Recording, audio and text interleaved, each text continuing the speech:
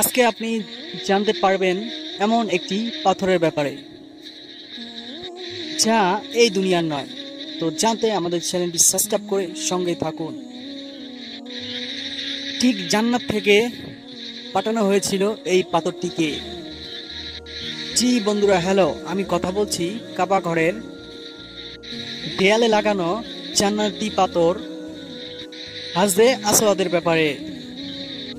এমন কিছু তথ্য আছে যা হয়তো আপনি জানতেন না। হযরত আদম আলাইহিস সালামকে যখন জান্নাত থেকে বিতাড়িত করা হয়েছিল, তখন ওনার সাথে আল্লাহ এই হাজরে আসওয়াদ জান্নাতি পাথর দুনিয়াতে পাঠিয়েছিলেন।